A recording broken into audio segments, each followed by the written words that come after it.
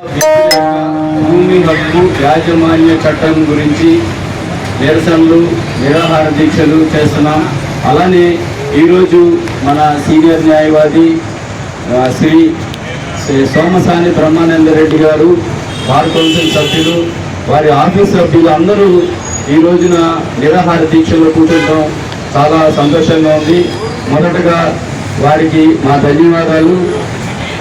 తర్వాత మనం ఈ భూమి హక్కు చట్టం గురించి అనేక రకాలుగా నిరసనలు, నిరాహార దీక్షలు, మానవహారాలు, అలానే ప్రజాప్రతినిధులు, ప్రతిపక్ష నాయకులు అందరికీ కూడా మనం వినతి పత్రం సమర్పించడం జరిగింది.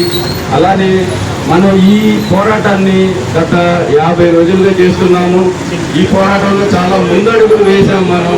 అలానే మన ప్రతిపక్ష నాయకుడు చంద్రబాబు నాయుడు గారికి వినతి పత్రం ఇస్తే ఆయన కూడా మనకు ఒక ఎష్యూరెన్స్ ఇవ్వడం జరిగింది. ఆయన రాగానే వాళ్ళ పదవిలోకి రాగానే మొదటగా మన భూ హక్కు చట్టాన్ని రద్దు చేస్తామని చెప్పారు. అలానే ఇంకొక ప్రతిపక్ష నాయకుడు పవన్ కళ్యాణ్ గారిని కలిస్తే ఆయన కూడా మనతో భుజం కలిసి పోరాడదామని చెప్పారు. అలానే కాంగ్రెస్ నాయకురాలు షర్మిల గారిని కలిసాం. ఆవిడ కూడా ప్రతి సభలో కూడా ఈ భూ హక్కు చట్టం రద్దు చేయమని కోరుతూ ఉన్నారు మన తరఫున. అలానే మనము మన ప్రభుత్వ అధికారులు, మన జేఏసీ ఒకటి ఏర్పడింది ఈ భూ హక్కు చట్టం మీద. జేఏసీని రెవెన్యూ మినిస్టర్ గారు పిలవడం జరిగింది. అలానే ప్రభుత్వ చీఫ్ సెక్రటరీ గారు కూడా పిలిచి మాట్లాడటం జరిగింది.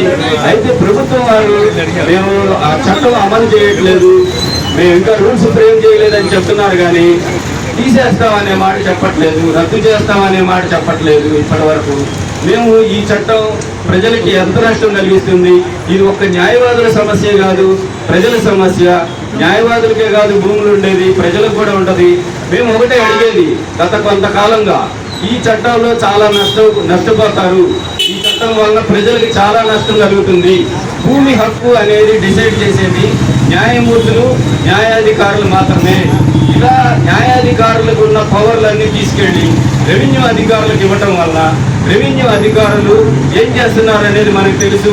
మొన్న మధ్యనే రీసెంట్గా వైజాగ్లో అనుకుంటా ఒక రెవెన్యూ అధికారి భూమి గురించి సరిగ్గా న్యాయం చేయలేదని ఆయన్ని గాయపరచడం కూడా జరిగింది. అలానే చంపడం జరిగింది. అలానే ఒక భూమి హక్కు అనేది న్యాయమూర్తులు చేయాలి. ఆ హక్కుని డిసైడ్ చేసే న్యాయమూర్తులు, న్యాయాధికారులు.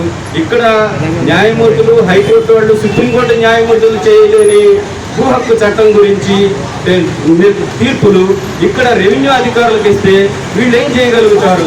వాళ్ళు కూడా పొలిటికల్ నాయకుల స్వాధీనంలో ఉంటారు, వాళ్ళ అడుగుజాడల్లో ఉంటారు. వాళ్ళు ఏం చెప్తే అది చేయాల్సి వస్తుంది.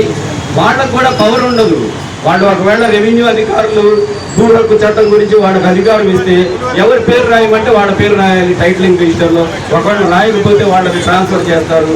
ప్లస్ ఈ వారసత్వానికి సంబంధించింది కూడా వాళ్ళకే అధికారం ఇచ్చారు. వారసత్వం గురించి అన్ని చట్టాలు నిర్దేశిస్తాయి.